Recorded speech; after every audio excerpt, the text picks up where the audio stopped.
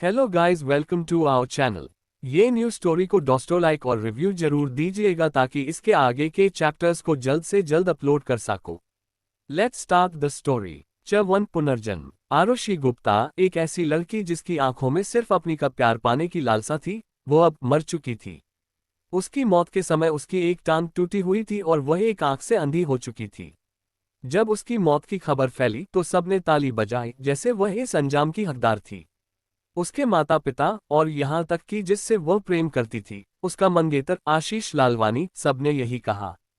फिर भी कुछ ही समय बाद वही लोग बर्फ और तूफान में दीवाने की तरह उसकी लाश ढूंढने निकल पड़े, ये कहते हुए कि वे उसे घर ले जाना चाहते हैं। आरुषि की आत्मा जब इस दुनिया से विदा हुई तो वह गुप्ता निवास लौट आए। वहां उसने देखा कि उसका पूरा घर रोशनी से जगमगा रहा था। कावेरी गुप्ता मंच की रोशनी में बैठी पियानो बजा रही थी और मनोहर गुप्ता तथा मनीषा मुस्कुराते हुए उसे देख रहे थे। तीनों एक आदर्श सुखी परिवार की तस्वीर जैसे लग रहे थे। जैसे ही संगीत थमा, घर की घंटी बजी। फोन पर आरुषि की मौत की खबर आई। कुछ पल की चुप्पी के बाद मनीषा ने ठंडी आवाज में कहा, अच्छा हुआ जो वो बेहया लड़की मर गई। अगर मरना ही था तो कहीं दूर जाकर मरती, हमें परेशान क्यों किया। मनोहर का चेहरा सख्त हो गया। उसने रूखे स्वर में कहा, उसे बोलो, ध्यान खींचने की भी हद होती है। क्या उसे लगता है कि वह इस तरह का नाटक करके हमारा ध्यान पा सकती है? मुझे अब घिन आती है। हमारी गुप्ता फैमिली के लिए एक कलंक थी वो। कावेरी की आंखें लाल थीं। वह थरथराती आवाज में बोली, पापा मम्मी, आप लोग प्लीज उसे मत कोसिए। ये सब मेरी गलती है। अगर मैं उसकी जगह न लेती तो वह इतनी घिनौनी हरकतें जलन में नहीं करती। तुम बस बहुत नेकदिल हो, एक नर्म गहराई से भरी आवाज गूंजी। एक लंबा सुरुचिपूर्ण युवक मुस्कान लिए कावेरी की ओर बढ़ा। आंसू। कावेरी फौरन खड़ी हुई और उसकी बाहों में जा समाई। वह था आशीष लालवानी, था आरुषि का मंगेतर। क्या ही दिल को छू लेने वाला पारिवारिक दृश्य था वह। उधर आरुषि की आत्मा एक कोने में खड़ी मुस्कुरा रही थी। उसके चेहरे पर एक गहरी टूटी हुई मुस्कान थी। उसके जीवन के सबसे महत्वपूर्ण तीन लोग अब किसी और पर अपना प्यार लुटा रहे थे। और तभी उसकी आंखों से खून के आंसू बह निकले। जब आरुषि 18 की हुई तब मनीषा और मनोहर ने उसे अचानक गले लगा लिया और कहा था कि तुम ही हमारी सच्ची बेटी हो, इस शहर के सबसे अमीर परिवार की उत्तराधिकारी। आरुषि ने कभी मां का प्यार नहीं पाया था, इसलिए जब मनीषा ने भर्राए गले से कहा, मैंने तुझे आखिरकार पा लिया मेरी बेटी, तो उसकी आंखें नम हो उठीं। बस यूं ही आरुषि को गुप्ता परिवार में वापस लाया गया। परंतु तब तक बहुत देर हो चुकी थी, किसी और ने उसकी जगह ले ली थी। एक नकली वारिसा कावेरी, जो परिवार की लाडली बन चुकी थी। इसलिए भले ही आरुषि असली बेटी थी, वह उस घर में एक गोदली हुई संतान बनकर रह गई। लेकिन उसे इससे भी कोई शिकायत नहीं थी। उसे तो सिर्फ प्यार चाहिए था। वो हर कदम फूंक फूंक कर रखती, सबको खुश करने की कोशिश करती रही। पर कावेरी की मासूम अदाओं के सामने उसकी मेहनत कभी टिक नहीं पाए। क्योंकि कावेरी असुरक्षित महसूस करती थी, इसी कारण मनोहर और मनीषा ने उससे कहा, कावेरी ने कभी कोई तकलीफ नहीं सही है। तुम्हारा लौटना उसे असहज करता है। इसीलिए आरुषि, क्या तुम कोशिश कर सकती हो कि उसके सामने ज्यादा ना आया करो। उसका मंगेतर भी उससे ऊंचे स्वर में बोला, आरुषि, तुमने पहले ही कावेरी से सब कुछ छीन लिया है। अब उसे थोड़ा और नहीं दे सकती क्या? कावेरी की सहेलियां उसका मजाक उड़ाती, तू देख अपनी हालत, तू गांव की अनपढ़ लगती है। तू असली बेटी होने की बात तो छोड़, कावेरी की नौकरानी बनने लायक भी नहीं है। सारा संसार कावेरी के इर्द गिर्द घूमता था। वह थी ऊंचाइयों की रानी और आरुषि सड़क पर पड़ी गंदगी। वह चुपचाप सब सहती रही, क्योंकि उसकी आवाज को सुनने वाला कोई नहीं था। उसने विनम्रता से सबके लिए खुद को मिटा दिया, पर उसके बदले में उसे मिली सिर्फ बेरुखी और अपमान। 4 साल पहले आरुषि के जन्मदिन पर कावेरी ने उसे एक द्वीप पर बुलाया। वहां कावेरी समुद्र में गिर गई। इस हादसे के कारण गुप्ता परिवार पागल हो गया था। उन्होंने 7 दिन और 7 रातें खोजबीन में लगा दी। खोजी दलों को चारों ओर भेजा, लेकिन कहीं से भी आरुषि या कावेरी का कोई सुराग नहीं मिला। और तभी समाज ने एकमत से ठप्पा लगा दिया, कावेरी की मौत की जिम्मेदार आरुषि गुप्ता है। मनीषा और मनोहर गुस्से से तमतमा उठे। उन्होंने आरुषि से सारे रिश्ते तोड़ दिए। यहां तक कि उन्होंने आशीष को भी उसकी सजा तय करने की खुली छूट दे दी। अपना ख्याल रखना, बस इतना कहा और उन्होंने आरुषि को अपने भाग्य के हवाले कर दिया। आरुषि को 4 साल की सजा सुनाई गई। जेल में उसे अमानवीय यातनाएं दी गईं, उसकी एक टांग तोड़ दी गई, एक आंख हमेशा के लिए अंधी कर दी गई। 4 साल बाद जब वह जेल से बाहर निकली तब उसने शहर की एक बड़ी स्क्रीन पर देखा, कावेरी और आशीष एक दूसरे का हाथ थामे अपने प्यार का प्रदर्शन कर रहे थे। भीड़ तालियां बजा रही थी, कैमरे चमक रहे थे। और उसी पल आरुषि को सच्चाई का सामना करना पड़ा। कावेरी कभी मरी ही नहीं थी, पर अगले ही क्षण एक तेज रफ्तार ट्रक ने आरुषि को कुचल दिया। उसका शरीर जमीन से टकराया, अंग अंग दर्द से चीख उठा। अंदरूनी अंग अपनी जगह से खिसक गए और शरीर धीरे धीरे सुन्न पड़ गया। वह बर्फ में पड़ी रही, आकाश से गिरती सफेद बर्फ की चादर को देखती हुई। और उसके मन में एक ही सवाल उठ रहा था, क्यों? क्यों उन्होंने ऐसा किया जबकि कावेरी जिंदा थी? आखिरी क्या गलती थी? अगर उन दो कोड़ी के लोगों को मुझे प्यार करना ही नहीं था, तो फिर मुझे अपना घर क्यों लेकर गए? आखिर ऊपर वाले ने मेरी किस्मत ऐसी क्यों लिखी? लेकिन अब बहुत देर हो चुकी थी। उसकी आंखों की चमक बुझ चुकी थी। वह बस दर्द में कराह सकती थी, शब्द भी न निकल पाए। शायद यही उसकी किस्मत थी, या शायद यही वह सजा थी जो सबको न्यायपूर्ण लगी। अब वह एक आत्मा बन चुकी थी। भूत के रूप में वह सब कुछ देख रही थी। उसे लगा था कि मौत उसके दुख का अंत होगी, पर नहीं, एक नई लहर थी, क्रोध, घृणा और दुख की, जिसने उसकी आत्मा को चीर कर रख दिया। उसने चीख कर पूछा, कितनी निर्दयी है ये दुनिया।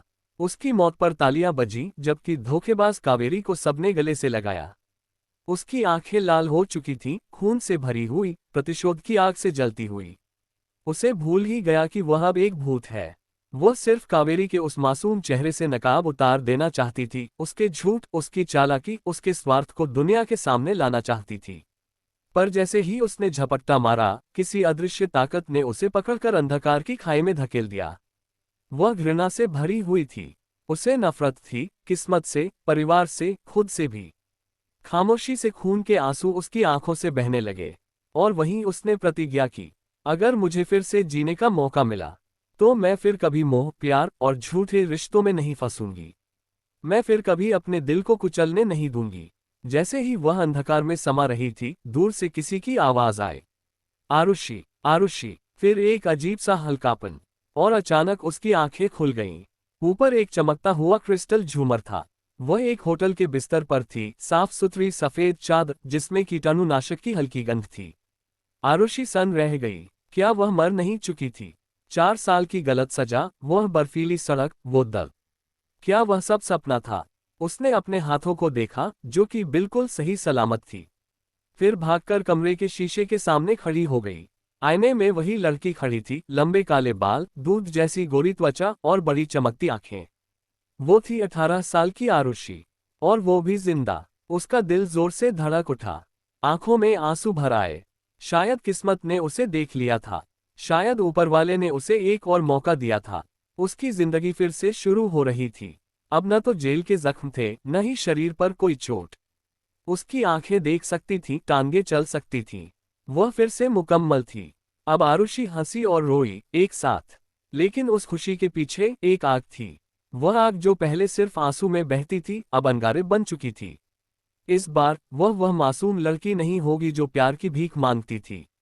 अब वह वही शिकारी बनेगी जो अंधेरे में चुपचाप अपने शिकार का इंतजार करता है। उसने आंसू पोंछे, उसकी नजरों की मासूमियत गायब थी।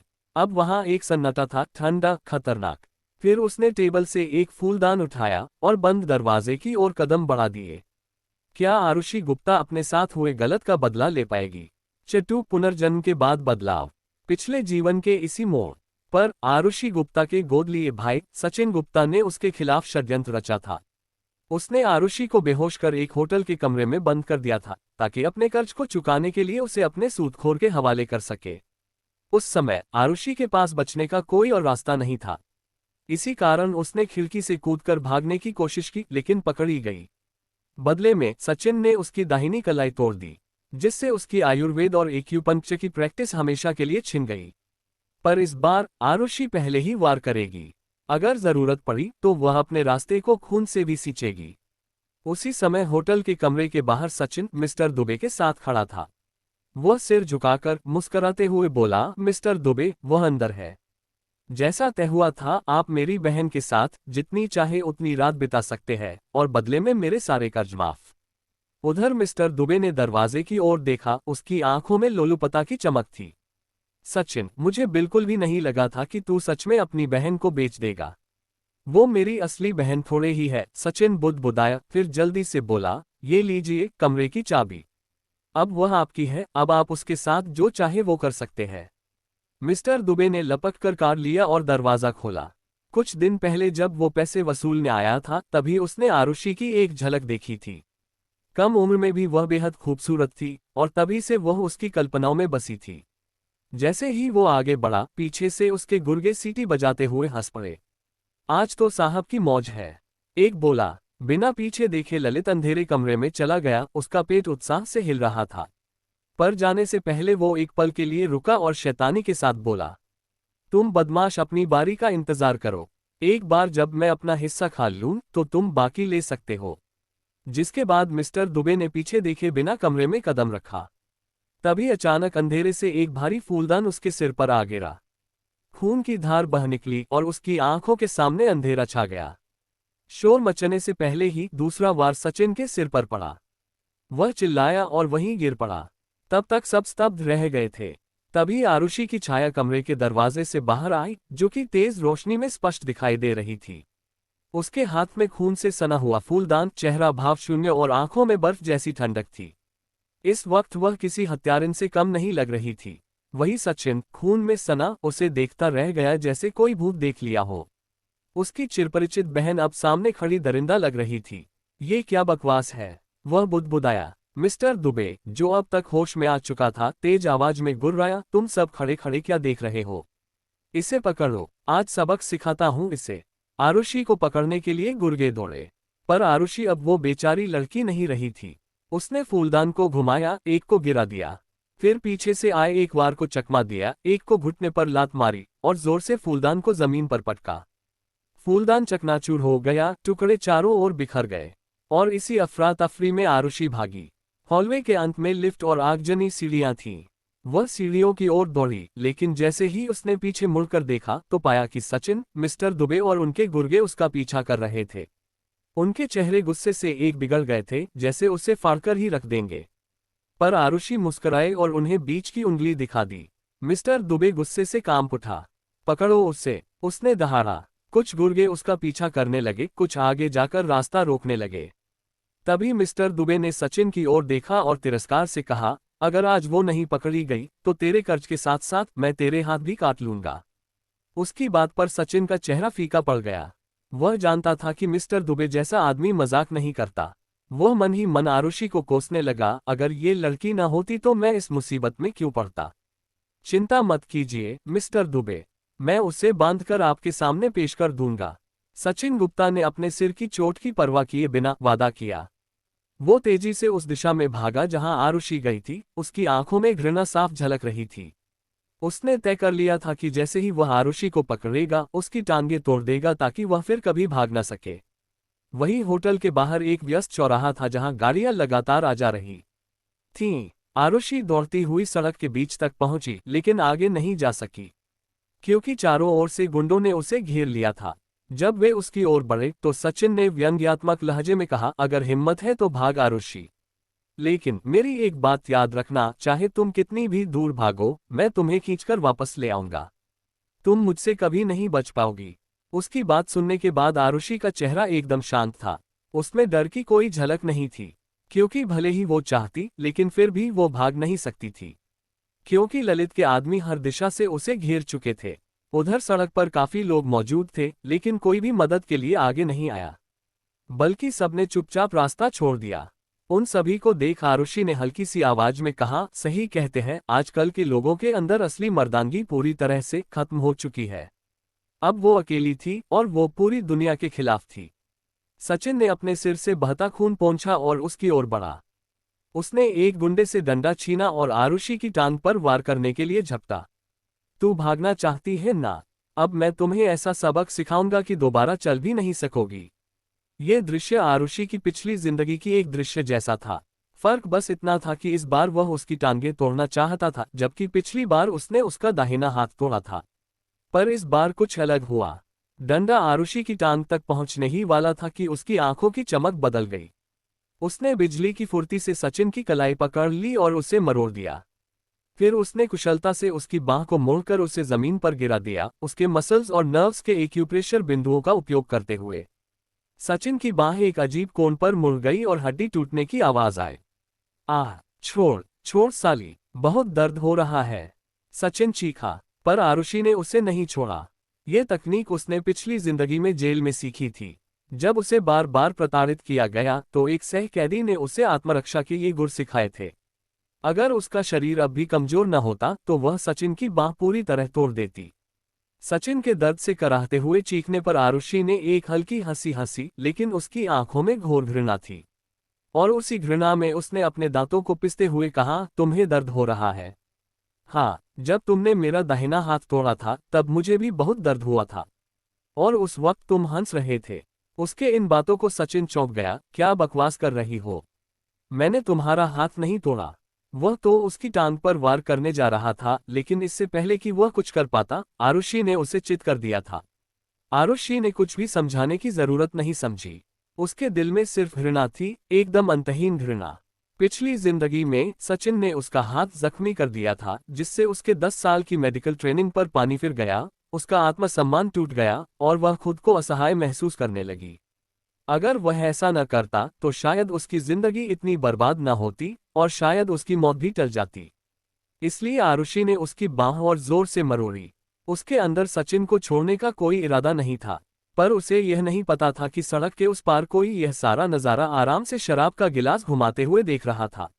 वह कोई और नहीं बल्कि लालवानी खानदान के तीसरे बेटे मनोज लालवानी था। कुछ देर तमाशा देखने के बाद मनोज ने पास की आरामदायक सोफा पर लेटे व्यक्ति को आवाज दी, अरे राघव, जरा नीचे देखो। एक लड़की अकेले 10 गुंडों से भिड़ रही है। यार, वो सच में बड़ी जबरदस्त लड़की है। ये सुनकर राघव कपूर ने हल्के से करवट बदली। रात के अंधेरे में शहर की रोशनी खिड़की से झलक रही थी। उनका लंबा प्रभावशाली कद फर्श से छत तक फैले शीशे में दिखाई दे रहा था। साफ सुथरा सूट पहने हुए उनके हर कदम में संयम और सत्ता की गूंज थी। उसका अस्तित्व ही दम घोंटने वाला था, मानो उसकी उपस्थिति से हवा भारी हो जाए। अगर कोई उसे देख लेता तो कांपते हुए राघव सर कहकर झुक जाता। राघव मनाली में किसी को दिखने की उम्मीद नहीं थे। वह दिल्ली के रसूखदार कपूर परिवार के मुखिया था, असीम संपत्ति और अपार ताकत के स्वामी। कहा जाता था कि वह न केवल निर्मम था, बल्कि उनके इरादों को समझना भी असंभव था। जो भी उनसे टकराता उसका अंत निश्चित था।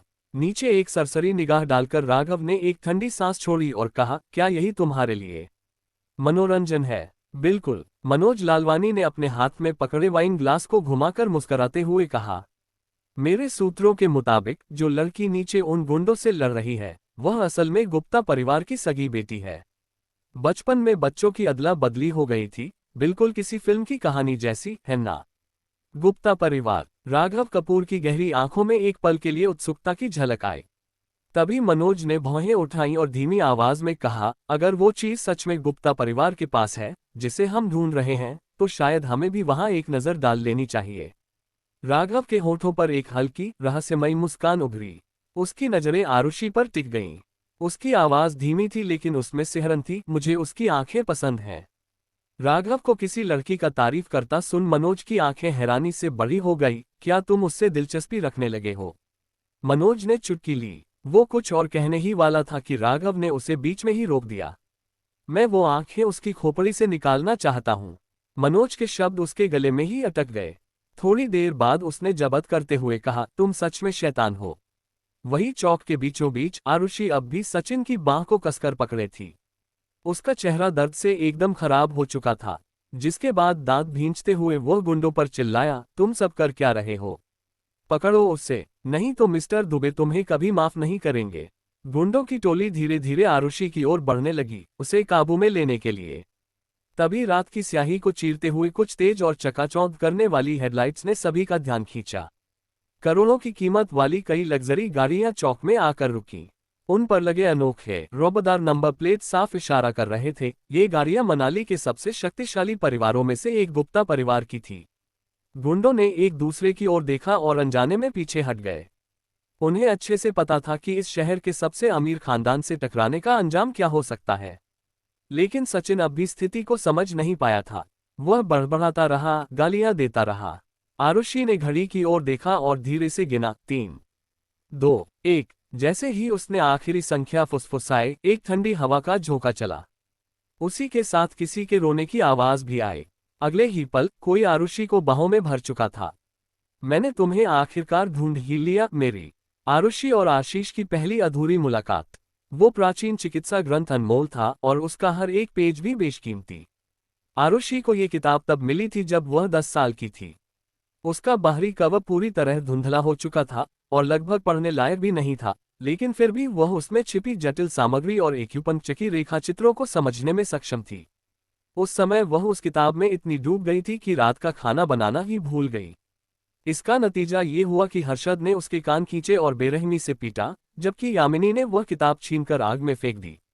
मारपीट के बाद जब आरुषि ने खाना तैयार कर दिया, तब भी उसे घर से बाहर निकाल दिया गया, क्योंकि ये सचिन गुप्ता का आदेश था, जैसे भूखा रखना अपराध हो।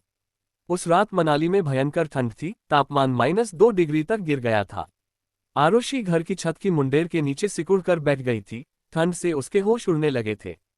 तभी उसकी याददाश्त में दर्ज वह प्राचीन ग्रंथ जैसे जीवंत हो उठा। धीरे धीरे कोशिश करते हुए उसने खुद पर एक्यूपंक्चर की तकनीकें आजमानी शुरू की और चकित रह गई, वह वास्तव में काम कर रही थी। उस पल से जब भी उसे समय मिलता, वह उसी ध्यान की अवस्था में चली जाती और अगले 8 वर्षों तक उसने उस ग्रंथ की हर बात को पूरी तरह आत्मसात कर लिया। आंखें बंद करके उसने एक्यूपंक्चर की विधियां कई बार दोहराई। कब आधी रात बीत गई उसे पता भी नहीं चला। फिर वह सो गई। अगली सुबह जब सूरज की पहली किरणें धरती को छू रही थीं, आरुषि ठीक 6 बजे जाग गई। बिस्तर से उठकर उसने आदतन अपनी चादरें करीने से ठीक की, पर जैसे ही उसकी नज़र साफ सुथरे बिस्तर पर पड़ी, वह ठिठक गई। पिछले जीवन में जब कावेरी ने झूठी आत्महत्या की कहानी गढ़ी और समुद्र में कूदने का नाटक किया, तो आरुषि को बलि का बकरा बना दिया गया। उसके मंगेतर आशीष ने ही उसे जेल भिजवा दिया और अपना ख्याल रखना जैसे ठंडे शब्दों के साथ उसे उन लोगों के हवाले कर दिया जिन्होंने उसे पहचानने लायक नहीं छोड़ा। 4 वर्षों के कारावास की स्मृतियां अचानक उसकी आंखों के सामने कौंध उठी, अपमान, पीड़ा और तड़प। जैसे स्वर्ग भी उसकी चीखों पर चुप रहा हो। आरुषि ने झटके से चादरें हटा दी। यह अतीत नहीं था, कोई अतीत था ही नहीं। वह अब किसी की कठपुतली नहीं थी। इस जन्म में सारे नियम वही तय करेगी और कानून भी वही लिखेगी। कुछ देर खुद को संभालने के बाद वह नीचे की ओर बढ़ी। इस समय मनोहर और मनीषा अभी सो ही रहे थे। केवल नौकर चाकर रसोई और हॉल में नाश्ते की तैयारी में व्यस्त थे। जैसे ही उन्होंने आरुषि को देखा, फिर एक दूसरे की ओर देखा और फिर सिर झुकाकर आदर से बोले, सुप्रभात मिस गुप्ता। आरुषि ने सिर हिलाकर उनका अभिवादन स्वीकार किया। वह जैसे ही निकलने वाली थी, तभी एक कम उम्र की नौकरानी ने व्यंग्यात्मक हंसी के साथ आंखें घुमा दी और बड़बड़ाए, गांव की गूंगी बत्तख खुद को हंस समझ बैठी है। शायद ये अपनी औकात और कहाँ से आई है, ये दोनों भूल गई है। उसकी आवाज धीमी थी, लेकिन हवेली में उस समय इतनी शांति थी कि आरुषि के कानों में वह साफ पड़ गई। वह रुकी, हल्के से मुस्कुराए और बोली, तुम्हें ये पसंद नहीं आया, ये तो दिख ही रहा है, लेकिन तुम इस पर कर भी क्या सकती हो। आरुषि के इस बात पर नौकरानी का चेहरा लाल हो गया। उसके पास कुछ कहने को शब्द ही नहीं थे। चाहे उसे आरुषि पसंद आए या नहीं, वह अब भी परिवार की वैध उत्तराधिकारी थी।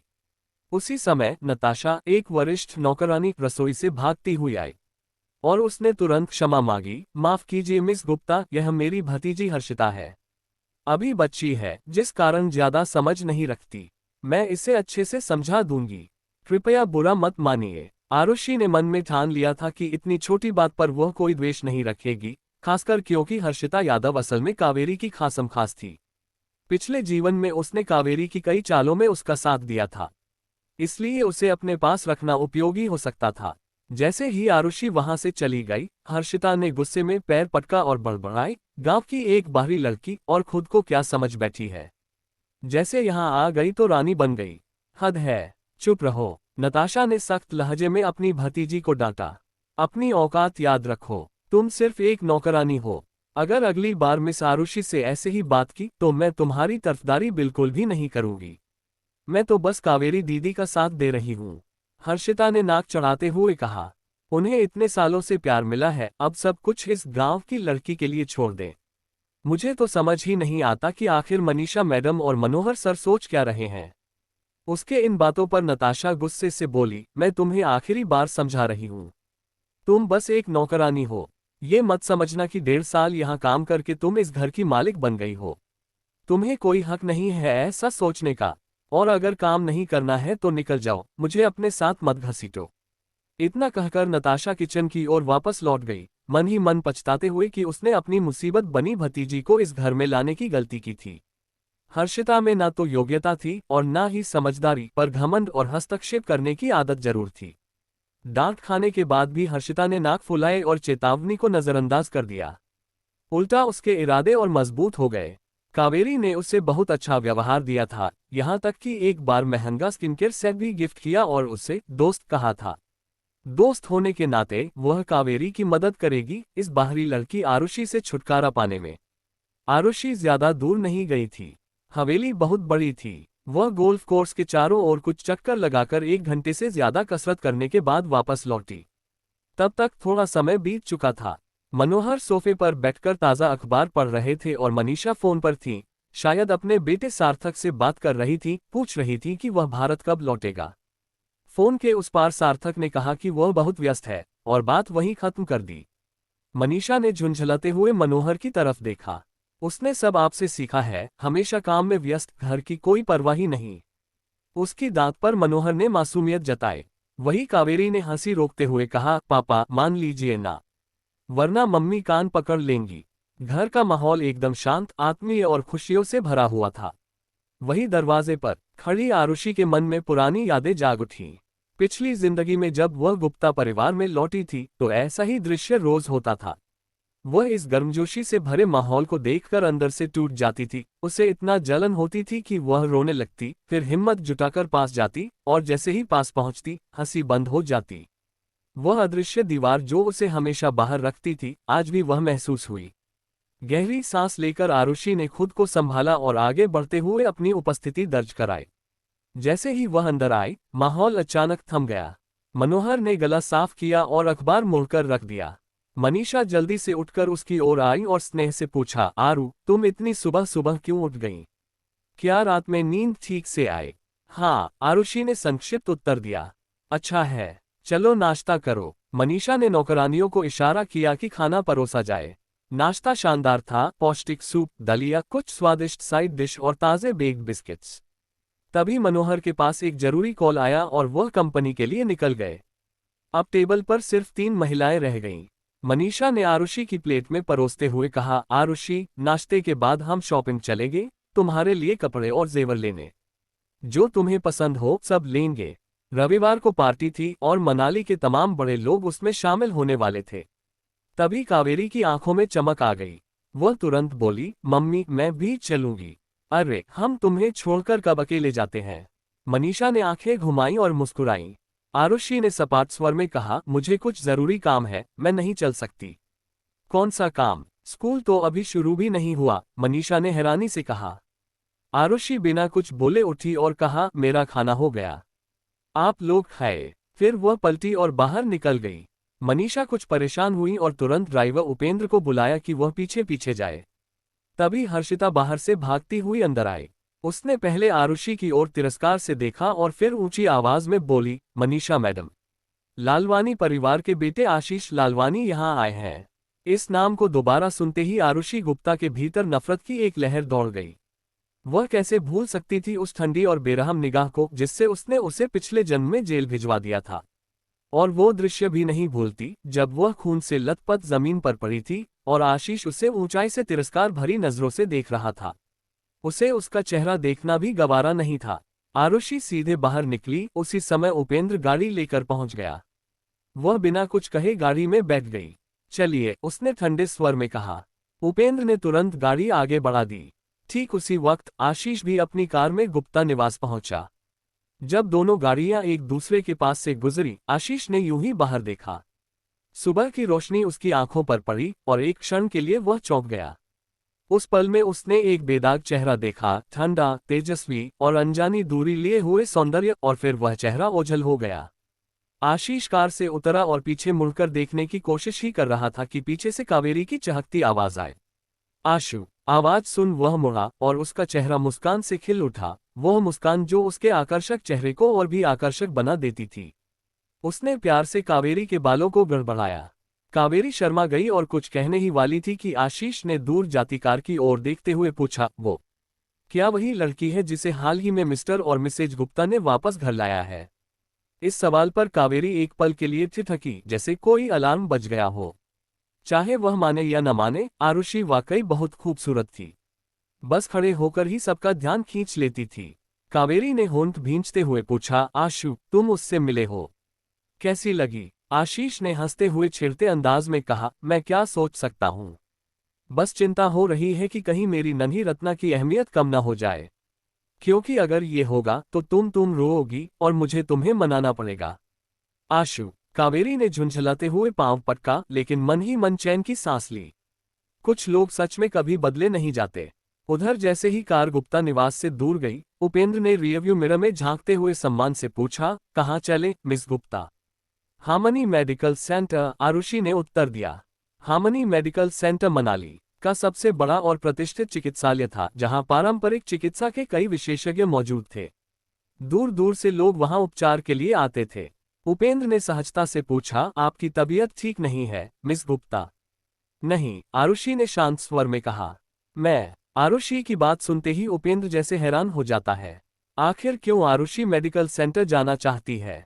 50 करोड़, वरना मैं अपनी बहन को ले जाऊंगा। दूर रहो, मेरे पास मत आओ, कावेरी चीखी, और भयभीत होकर वह मनीषा के पीछे छिप गई। कावेरी की ऐसी हालत देखकर मनीषा का दिल कांप उठा। उसने तुरंत हवेली के सभी नौकरों और सुरक्षाकर्मियों को आदेश दिया कि वे इन घुसपैठियों को रोकें। लेकिन इससे स्थिति और बिगड़ गई। आशीष ने एक कर्मचारी के मुंह पर मुक्का जड़ दिया और यामिनी तो सारी मर्यादा तोड़ते हुए अपने कपड़े ही खींचने लगी। जिसके बाद उसने एक क्रूर मुस्कान के साथ धमकी दी, हिम्मत है तो मुझे छू कर देखो, मैं तुम सब पर छेड़खानी का इल्जाम लगा दूंगी। हवेली के कर्मचारियों ने बदतमीजों को पहले भी देखा था, पर इतनी बेहयाए ये उनके लिए भी पहली बार था। किसी ने कुछ किया नहीं और यामिनी की कर्कश आवाज से पूरी हवेली गूंज उठी। मनीषा, जो आमतौर पर बेहद संयमित रहती थी, अब और सह नहीं सकी। उसका चेहरा सख्त हो गया और वह चीख पड़ी, बस करो, बताओ कितना चाहिए तुम्हें? अब जब उन्हें लगा कि जीत उनकी हुई है, आशीष ने मारपीट बंद की और यामिनी ने कपड़े खींचना छोड़ दिया। तभी सचिन गुप्ता आगे आया और एक कुटिल मुस्कान के साथ बोला, 50 करोड़। हमें 50 करोड़ दो और हम अभी चले जाएंगे। और मैं वादा करता हूं, आप फिर कभी हमारी शक्ल नहीं देखोगे।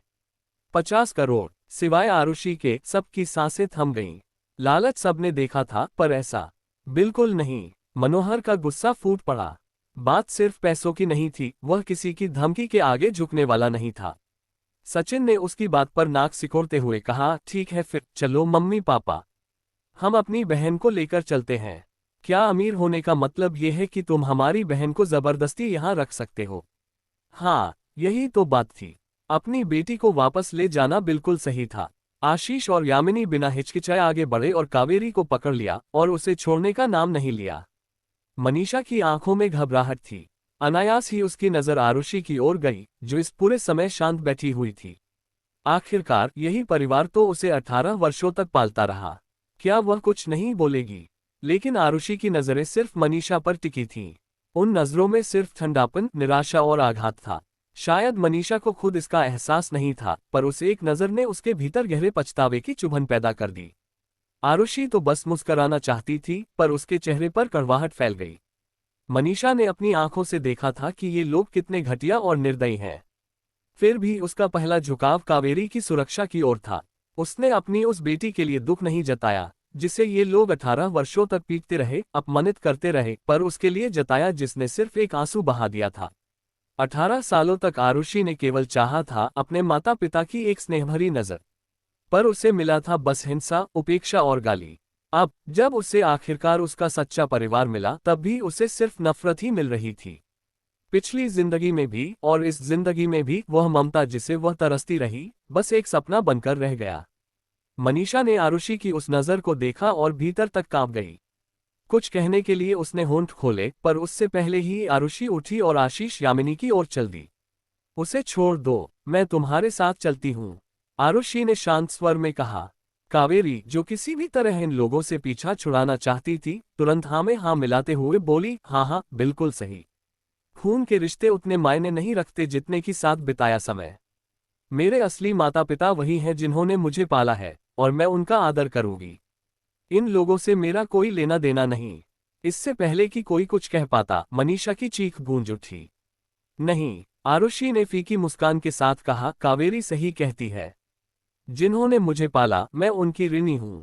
इसलिए मुझे ही जाना चाहिए। जीवन में हर चीज किसी को नहीं मिलती, लेकिन मनीषा सब कुछ चाहती थी। वह न तो उस बेटी को छोड़ सकती थी जिसे उसने 18 वर्षों तक पाला था, न ही अपनी सगी बेटी को। ठीक है, 50 करोड़ ही सही, मनीषा ने दांत भींचते हुए कहा और एक कलम उठाकर तेजी से चेक पर हस्ताक्षर किए।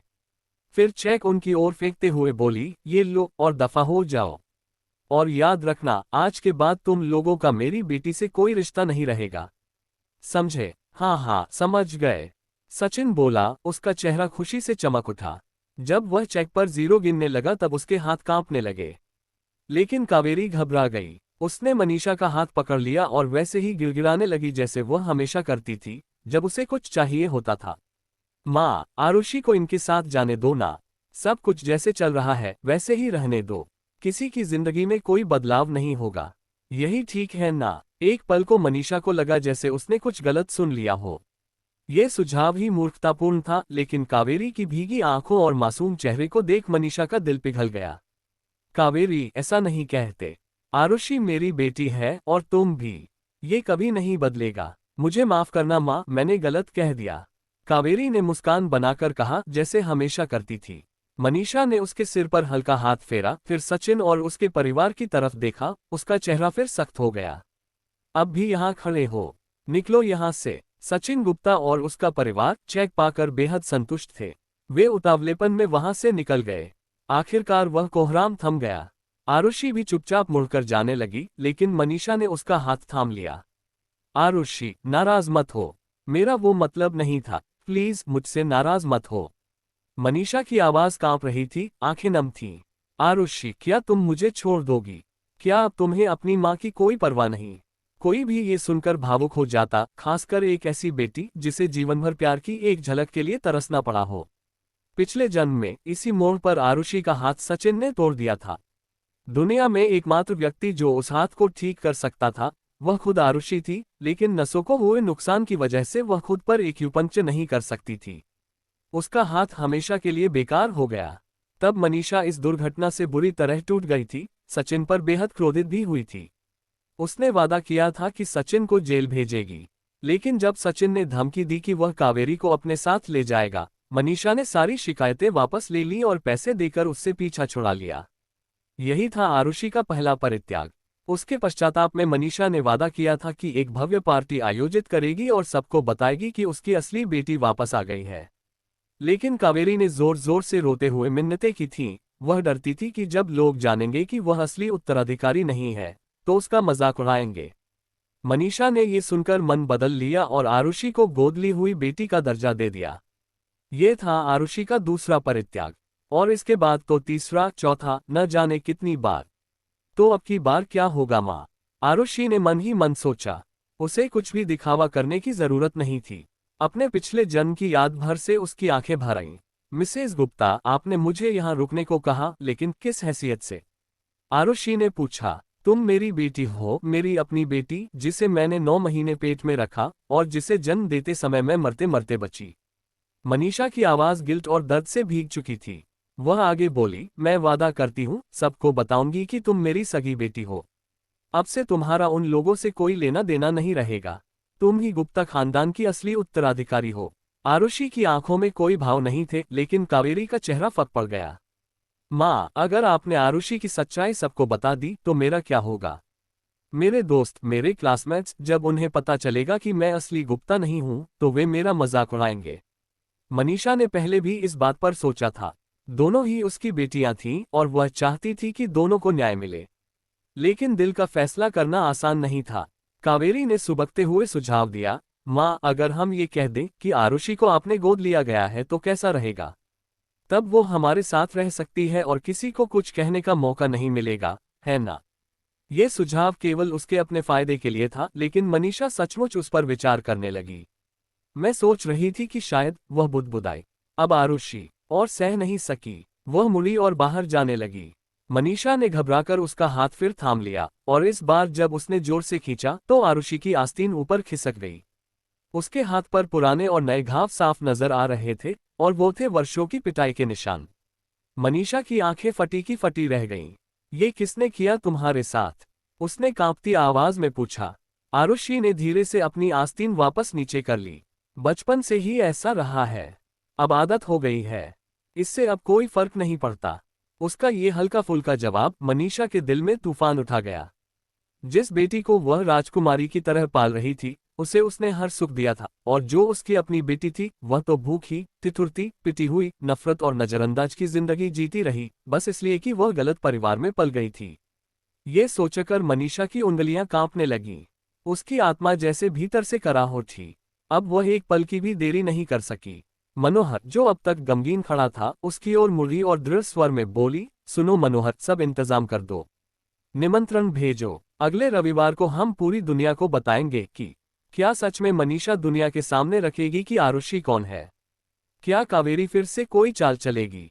च6 कावेरी की पहली चाल बेकार। सुनो मनोहर, सब इंतजाम कर दो। निमंत्रण भेजो। अगले रविवार को हम पूरी दुनिया को बताएंगे कि हमारी बेटी गुप्ता परिवार की असली वारिस आरुषि गुप्ता अपने हक के साथ हमारे घर वापस आ गई है। उच्च समाज में मनोहर एक ऐसे व्यक्ति के रूप में प्रसिद्ध थे जो अपनी पत्नी मनीषा पर जान छिड़कते थे। वह मनीषा के हर निर्णय में बिना सवाल किए साथ देते थे। जैसे कुछ समय पहले जब मनीषा ने 50 करोड़ का चेक साइन किया था, तब भी उन्होंने एक शब्द नहीं कहा। अब जब उनकी जैविक बेटी को उसका असली स्थान मिलने वाला था, तो विरोध करने का तो सवाल ही नहीं उठता था। ठीक है, मैं सब संभाल लूंगा, मनोहर ने दृढ़ता से कहा। जैसे ही मनोहर ने हामी भरी, कावेरी का चेहरा पीला पड़ गया। उसे समझ आ गया कि अगर उसने अब विरोध किया तो मनीषा और मनोहर और भी ज्यादा नाराज हो जाएंगे और फिर कोई रास्ता नहीं बचेगा। लेकिन अब जब आरुषि की असली पहचान सबके सामने आएगी, तो कावेरी की झूठी पहचान भी उजागर हो जाएगी। सब जान जाएंगे कि उसके असली माता पिता समाज के सबसे नीच और घटिया लोग थे। कावेरी ने गुस्से से मुट्ठियां भींच ली और आरुषि की तरफ जलती हुई नजरों से देखा। उसकी आंखों में नफरत की लपटें साफ झलक रही थीं। उसे यकीन था कि आरुषि ने जानबूझकर छोड़कर जाने का नाटक किया था, और ये एक रणनीति थी, जैसे कोई पहले दरवाजा बंद करे ताकि बाद में जब थोड़ा खोल दे तो लोग एहसान माने। उधर आरुषि ने जैसे कुछ महसूस किया। उसने पीछे मुड़कर देखा और कावेरी की आंखों में पल भर के लिए झलकती नफरत को पकड़ लिया। लेकिन अगले ही क्षण वह मुस्कुराने लगी, वही मासूम सी मुस्कान जो वह अक्सर पहने रहती थी। आरुषि, ये कितनी अच्छी बात है ना। अब हम एक परिवार बन जाएंगे। कावेरी ने अपने चेहरे पर नकली मुस्कान को बनते हुए कहा। आरुषि ने एक छोटी सी मुस्कान के साथ जवाब दिया, हाँ, बहुत ही अच्छी बात है। पर मन में उसने यही सोचा, जो ज्यादा रोता है वही ज्यादा पाता है। ये तरकीब उसने खुद कावेरी से ही सीखी थी। अपने पिछले जीवन में आरुषि हमेशा चुपचाप रही, किसी चीज के लिए प्रतिस्पर्धा नहीं की। वो तो बस अपने माता पिता से थोड़ा सा स्नेह पाने के लिए तरसती रही। नतीजा ये हुआ कि उसे गुप्ता परिवार ने तो स्वीकार किया, लेकिन एक गोद ली हुई बेटी के रूप में। लेकिन इस बार उसने चाल बदली थी। एक कदम पीछे हटकर, कुछ आंसू बहाकर उसने वो अधिकार प्राप्त कर लिया जो उसका जन्मसिद्ध अधिकार था। इसी कारण अब वो सोचने लगी कि क्या वह अब शैतान को उसकी ही चाल में मात दे रही थी। आखिर में आरुषि ने ऊबते हुए कहा, मैं थक गई हूं। इतनी उथल पुथल के बाद देर भी हो चुकी थी। मनीषा ने तुरंत हामी भर दी, हे भगवान, 12 बजने को आए हैं। चलो आरुषि, ऊपर चलकर तुम्हारा कमरा देखते हैं। मनोहर अब भी मुस्कुराते हुए उन्हें ऊपर ले गया। जब वे दूसरी मंजिल पर पहुंचे तो मनीषा को उम्मीद थी कि मनोहर ने किसी अच्छे रोशनी वाले, सुंदर दृश्य वाले गेस्ट रूम को आरुषि के लिए चुना होगा। लेकिन वह सीधे जाकर कावेरी के कमरे के सामने रुक गया। कमरे को साफ तौर पर नया रूप दिया गया था। कावेरी की सारी चीजें हटा दी गई थीं, और साज सज्जा भी पूरी तरह बदल दी गई थी। मनीषा एक क्षण को ठिठक गई, ये क्या हो रहा है? माँ, ये मेरा आइडिया था, कावेरी ने चंचलता से अपनी जीभ निकालते हुए कहा। मैंने इतने सालों तक आरुषि की जगह ली है, तो अब जब वह लौट आए है, तो कम से कम उसका कमरा तो उसे मिलना ही चाहिए। जब तक आप मुझे घर से नहीं निकालती, मैं कहीं भी सोने को तैयार हूँ।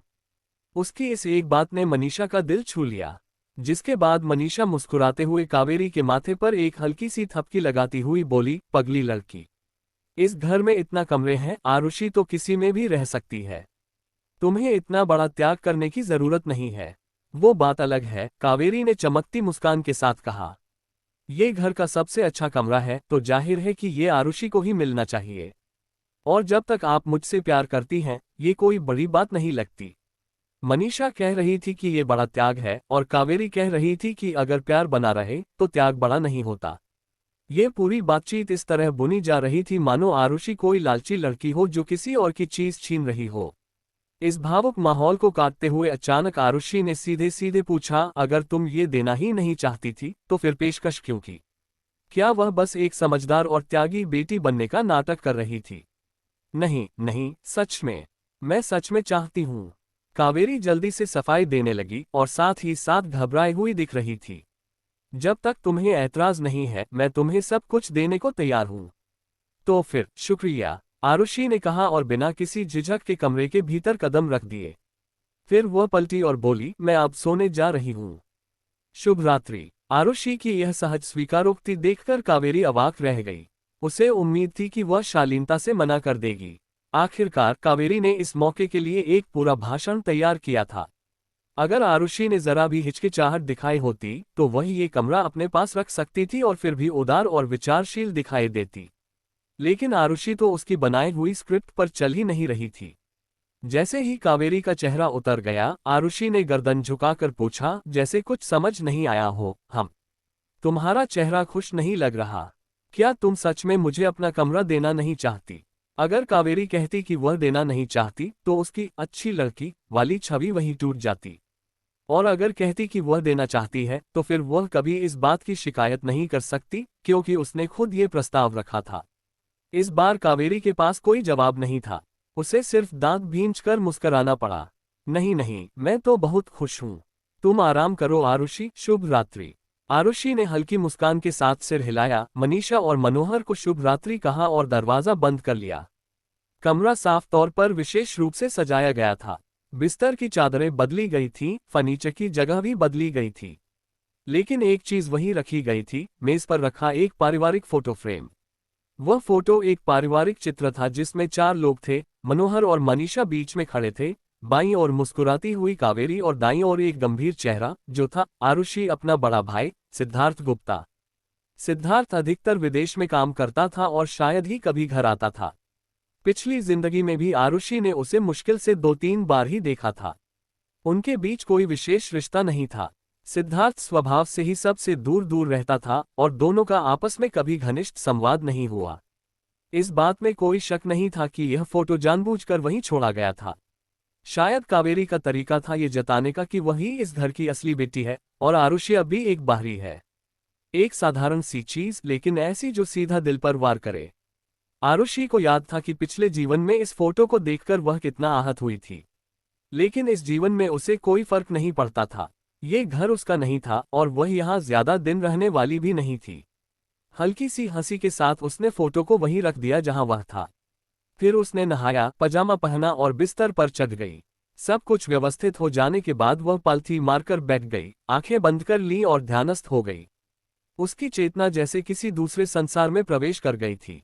चारों ओर से एक रहस्यमयी धुंध में लिपटी प्राचीन लिपियां तैरती हुई उसकी ओर आने लगीं। अगर कोई उन लिपियों को समझ पाता तो हैरान रह जाता। ये एक अद्वितीय आयुर्वेदिक ग्रंथ का हिस्सा थी, एक ऐसा ग्रंथ जिसके लिए दुनिया के सबसे बड़े वैकल्पिक चिकित्सा विशेषज्ञ कुछ भी कर गुजरने को तैयार होते। आखिर क्या है उन लिपियों में? क्या दोबारा जन्म के कारण आरुषि के अंदर कोई शक्ति आ गई है? माधव लालवानी की जान बचाना? नहीं, आरुषि ने शांत स्वर में कहा। मैं काम पर जा रही हूँ। काम? उपेंद्र को ये सुनकर हैरानी हुई। उसके मन में आश्चर्य और सहानुभूति का मिश्रण उमड़ आया। आरुषि कुछ अलग थी। अभी अभी गुप्ता परिवार में लौटी थी और उसके बीते जीवन की कठिनाइयां उसके चेहरे से साफ झलकती थीं। वह विनम्रता से बोला, अब जब आप अपने घर वापस आ गई हैं तो नौकरी छोड़ दीजिए। अब आपको इतनी मेहनत करने की जरूरत नहीं है। आरुषि ने सिर हिलाया और सहजता से बोली, जो कुछ और लोग देते हैं वो कभी भी छीन सकते हैं। सिर्फ जो मेरा है उसी पर मेरा भरोसा है। गुप्ता परिवार में वापस आ जाना कोई गारंटी नहीं थी। उन्होंने पहले भी उसे जब चाहा छोड़ दिया था। सिर्फ उसकी सीखी हुई विद्या, उसकी चिकित्सा और उसके अनुभव ही उसकी असली ताकत थे। उपेंद्र कुछ और कहने ही वाला था कि गाड़ी जाम में फंस गई। आगे कोई बड़ा हादसा हुआ था जिससे कई गाड़ियां रुकी हुई थीं। आरुषि को दूर से एम्बुलेंस बुलाने की आवाजें सुनाई दी। मैं जाकर देखती हूँ, वह बोली और कार से उतर गई। वह ट्रैफिक से होते हुए दुर्घटना स्थल तक पहुंची। दो गाड़ियों में टक्कर हुई थी। टक्कर ज्यादा गंभीर नहीं लग रही थी, लेकिन एक बुजुर्ग व्यक्ति जमीन पर पड़े थे। उनका चेहरा लाल हो चुका था और सांस लेने में मुश्किल हो रही थी। उनके शरीर की दुर्बलता साफ दिख रही थी। आरुषि ये दृश्य देखकर स्तब्ध रह गई। ये सब इतनी जल्दी घट जाएगा, उसने कभी सोचा नहीं था। जमीन पर पड़ा वह वृद्ध व्यक्ति कोई और नहीं बल्कि आशीष लालवानी के दादा थे, लालवानी परिवार के वर्तमान मुखिया। पिछले जन्म में जब उसने उनकी जान बचाई थी तो उन्होंने उस पर विशेष स्नेह दिखाया था, और जब गुप्ता और लालवानी परिवारों के बीच विवाह संबंध की बातचीत हुई थी तब उन्होंने जोर देकर आरुषि और आशीष को बांधने की ठानी थी। यही कारण था कि आशीष ने आरुषि से घृणा करना शुरू कर दिया था। उसे लगता था कि यह सब आरुषि की कोई साजिश है जो उसने अपने फायदे के लिए रची थी। लेकिन आरुषि को अच्छी तरह याद था कि यह हादसा पार्टी के बाद हुआ था, और तब ये कार दुर्घटना नहीं बल्कि विषाक्तता का मामला था जिससे उसने उन्हें बचाया था। अब ये सब बहुत पहले हो रहा था, मानो किस्मत की घड़ी ने करवट ले ली हो और वह ये जताना चाह रही हो कि चाहे वह कितनी भी कोशिश कर ले, अपनी पूर्व निर्धारित नियति से बच नहीं सकती। आरुषि वहीं ठिठकी खड़ी रही जब एक काली रोल्स रॉयस सामने से आकर अचानक रुकी, क्योंकि आगे का रास्ता जाम हो गया था। आगे रास्ता बंद है, मिस्टर कपूर, ड्राइवर ने सावधानी से कहा। पीछे की सीट पर आंखें बंद करके बैठे राघव कपूर ने आवाज सुनकर धीरे से आंखें खोली। उसकी गहरी पलकें उसके नुकीले और तराशे हुए चेहरे पर हल्की छाया डाल रही थीं। चेहरा भावहीन था, लेकिन उसका आभामंडल तीव्र और प्रभावशाली था। उन्होंने सिर्फ इतना कहा। ड्राइवर ने चैन की सांस ली। बगल में बैठे मनोज लालवानी ने सुनहरे अक्षरों वाला निमंत्रण लहराते हुए मजाकिया लहजे में कहा, अब तो निमंत्रण मिल गया है राघव। अब तुम्हें गुप्ता निवास में चोरी छिपे घुसने की जरूरत नहीं। राघव ने एक भौं उठाते हुए वह निमंत्रण उसके हाथ से ले लिया। बाकी बातों में उसकी दिलचस्पी नहीं थी, लेकिन दो शब्दों ने उसका ध्यान जरूर खींचा, और वो थी आरुषि गुप्ता। तो यही थी असली वारिसा का नाम। मनोज ने जोश में आकर और जोड़ा, वैसे सच कहूं तो उन आंखों के अलावा उसका चेहरा भी कमाल है। वाह, बहुत ही आकर्षक। राघव ने निमंत्रण बंद कर दिया और उसे एक ओर फेंक दिया। फिर उसकी नजर खिड़की से बाहर चली गई। मनोज, वो कार लालवानी साहब की लग रही है, उसने गंभीरता से कहा। क्या? मनोज का दिल धड़क उठा। उसने तुरंत बाहर झांका और देखा कि वह कार वाकई उसके पिता माधव लालवानी की थी। अभी वह हंसी मजाक में लगा था और अब उसे पता चला कि उसका अपना परिवार मुसीबत में है। वह बिना एक पल गनवाए चिल्लाया और कार से कूदने ही वाला था, लेकिन राघव की मजबूत पकड़ ने उसे रोक लिया। तुम मुझे रोक क्यों रहे हो? मुझे उन्हें बचाना है, मनोज ने घबराहट में कहा। राघव ने शांत स्वर में कहा, देखो वहां। मनोज ने दृश्य की ओर देखा। भीड़ के बीच से निकलती एक लड़की, वही लड़की जिसके सौंदर्य की वह अभी प्रशंसा कर रहा था। आरुषि गुप्ता। परिस्थितियां चाहे जैसी भी हो, एक जान संकट में थी। आरुषि बिना झिझक माधव लालवानी की ओर बढ़ी। वह उनके पास घुटनों के बल बैठ गई और उनकी नाड़ी जांचने लगी। उनके सहयोगी मुकेश कौर, जो उस समय लालवानी परिवार से फोन पर बात कर रहे थे, उसने आरुषि की हरकतें देखकर चिल्लाया, अरे तुम ये क्या कर रही हो? आरुषि ने उसकी बात पूरी तरह अनसुनी कर दी। उसने फुर्ती से माधव की जैकेट से ब्रोच निकाला और बिना कोई समय गंवाए सीधा उसे माधव के सीने में चुभो दिया। किसी को समझ नहीं आया कि उसने कौन सी नस पर वार किया। बस एक हल्की सी पॉप जैसी आवाज आए। फिर माधव ने जमे हुए खून और ताजे रक्त के साथ एक लंबी सांस छोड़ी, जैसे कोई गुब्बारा फटने के बाद हवा छोड़ दे। और उसके बाद वह जोर जोर से सांस लेने लगे। ये सब इतनी तेजी से हुआ कि मुकेश को रोकने का मौका ही नहीं मिला। एक पल में जो व्यक्ति मृत्यु के द्वार पर खड़ा था, अब फिर से सांस ले रहा था। माधव लालवानी जी, क्या है, आप ठीक हैं? मुकेश ने पसीने से तरबतर होकर पूछा। वह हैरान भी था और राहत महसूस भी कर रहा था। माधव ने धीरे धीरे सांस संभाली, हाथ उठाकर इशारा किया और इधर उधर देखा, लेकिन तब तक आरुषि वहां से जा चुकी थी।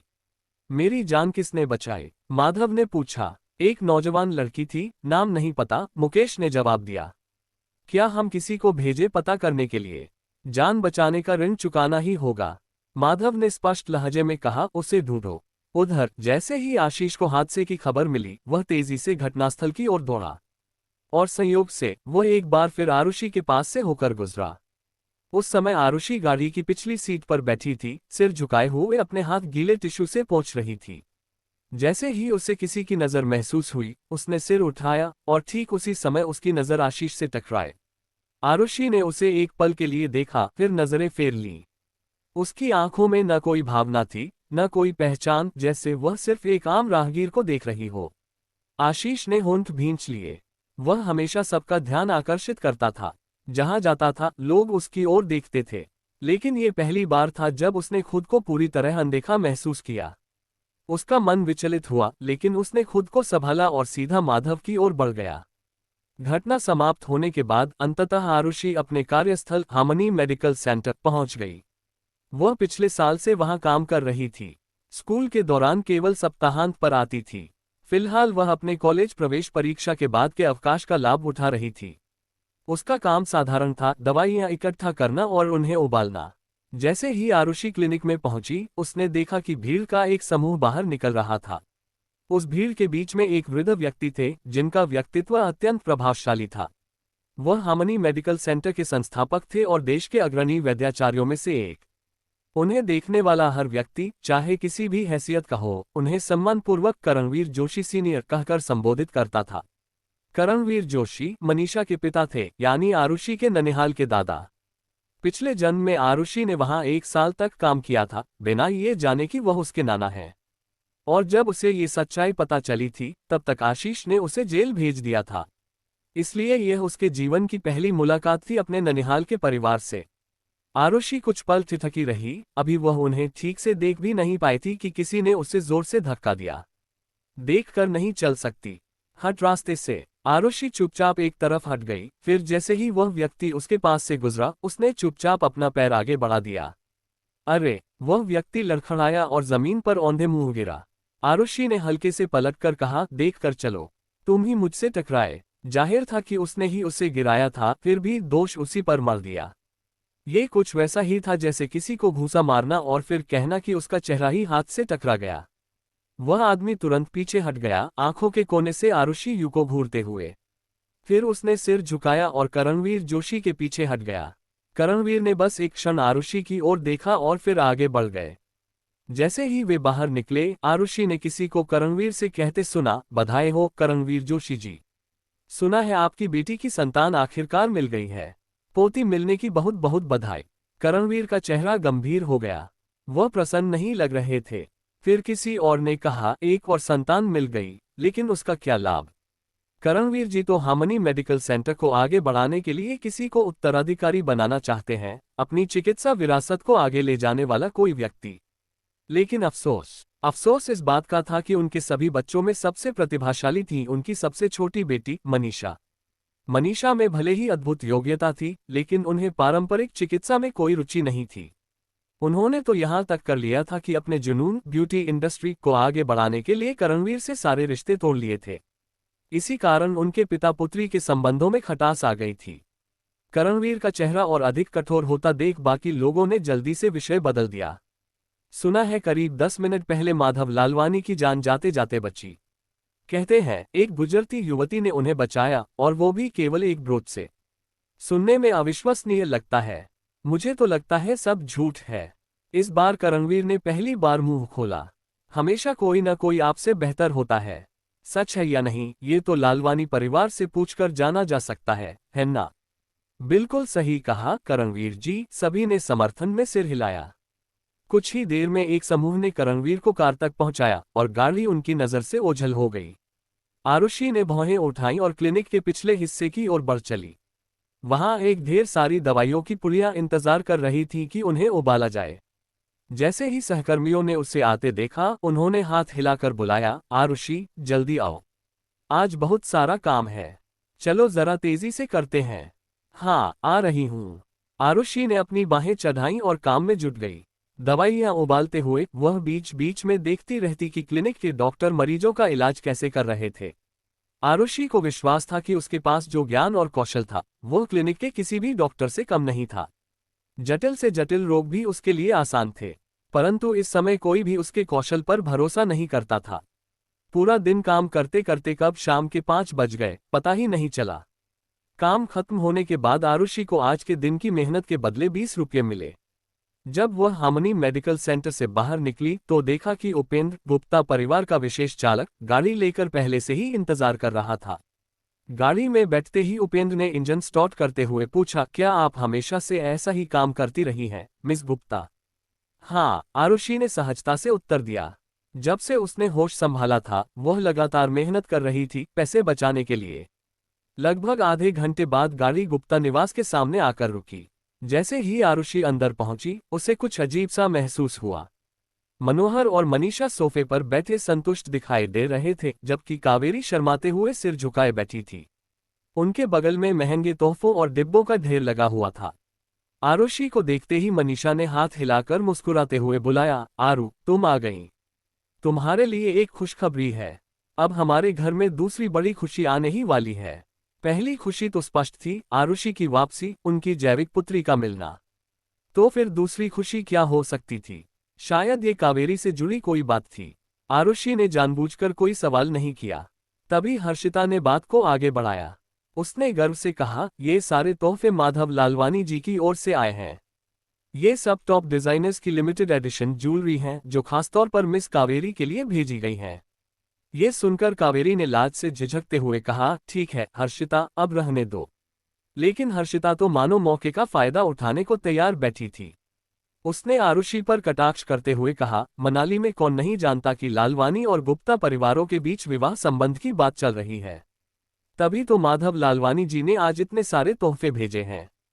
वह साफ संकेत दे रहे हैं कि भविष्य में किसे अपनी बहू बनाना चाहते हैं। क्या सच में वो सब कावेरी के लिए था? क्या इस जन्म में आरुषि अपने नाना से मिल पाएगी? पार्टी का दिन, लेकिन हर्षिता तो मानो मौके का फायदा उठाने को तैयार बैठी थी। उसने आरुषि पर कटाक्ष करते हुए कहा, मनाली में कौन नहीं जानता कि लालवानी और गुप्ता परिवारों के बीच विवाह संबंध की बात चल रही है। तभी तो माधव लालवानी जी ने आज इतने सारे तोहफे भेजे हैं। वह साफ संकेत दे रहे हैं कि भविष्य में किसे अपनी बहू बनाना चाहते हैं। गुप्ता परिवार मनाली का सबसे अमीर और प्रतिष्ठित परिवार था, जिसे हर कोई अपने संपर्क में लाना चाहता था।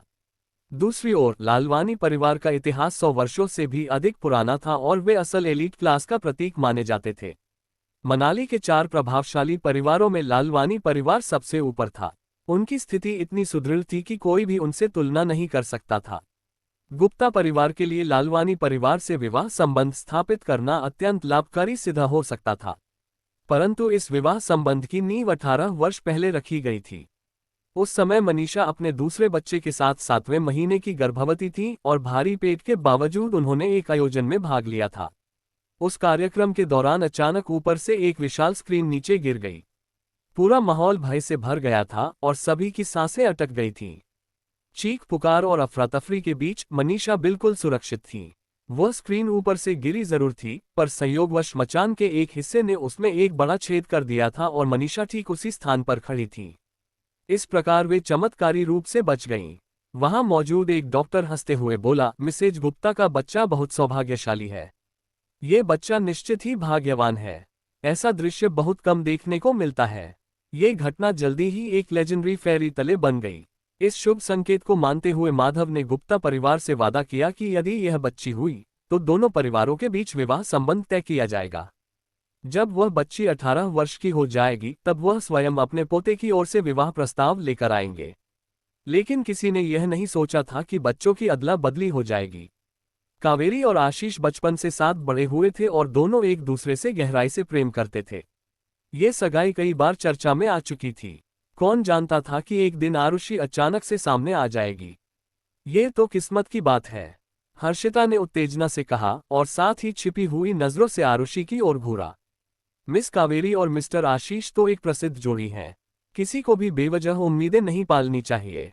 ये टिप्पणी आरुषि पर सीधा व्यंग्य था, लेकिन मनीषा और मनोहर पूरी तरह कावेरी पर केंद्रित थे, मानो उन्होंने कुछ सुना ही नहीं।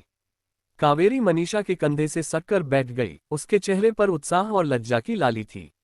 तभी उसने पूछा, माँ, क्या ये सच है कि लालवानी परिवार के बुजुर्ग परसों की पार्टी में ये प्रस्ताव सार्वजनिक रूप से घोषित करेंगे?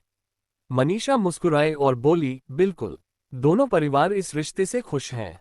अब तुम सयानी हो गई हो, सगाई का समय आ गया है। मनोहर ने भी सहमति में सिर हिलाया। बिल्कुल ठीक। दोनों परिवारों के बीच ये निर्णय पहले ही तय हो चुका था। भले ही आरुषि अप्रत्याशित रूप से लौट आए हो, नतीजा वही रहेगा। इस पुष्टिकरण से कावेरी का मन उल्लास से भर उठा। जब वह एक बार मिसेज लालवानी बन जाएगी, तब कोई भी उसकी गोद ली गई बेटी की पहचान को लेकर उसे नीचा नहीं दिखा सकेगा। उल्टे सबको उसका सम्मान करना होगा। ये सोचते हुए कावेरी ने आरुषि की ओर घमंड और तिरस्कार की नजर से देखा। लेकिन आरुषि ने उसकी ओर देखा तक नहीं और सीधे अपने कमरे की ओर बढ़ गई। परंतु कावेरी उसका पीछा करते हुए ऊपर आए। आरुषि की पतली पीठ को घूरते हुए उसने मासूमियत का दिखावा करते हुए कहा, तुम नाराज तो नहीं हो कि मैंने तुम्हारी जगह ले ली? अगर मैं न होती तो आज ये सगाई तुम्हारी होती और आशीष के साथ बचपन का साथ भी तुम्हारा होता।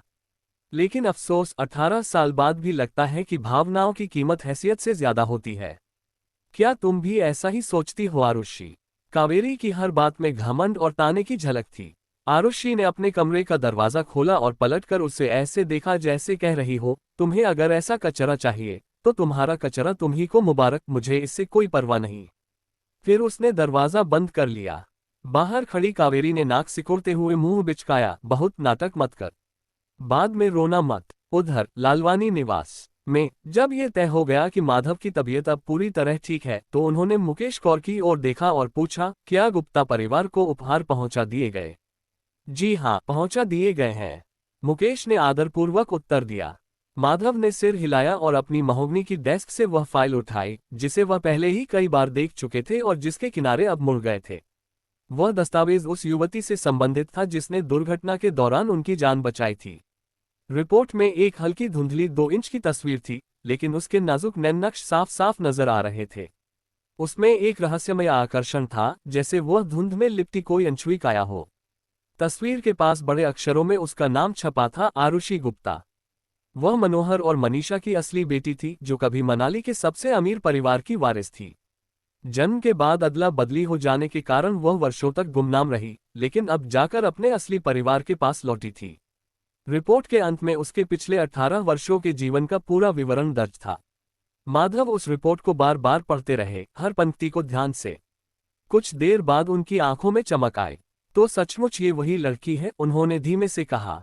मुकेश ने धीरे से पूछा, आपने जो उपहार भेजे उसमें कहीं जिक्र नहीं किया कि वे मिस आरुषि के लिए हैं?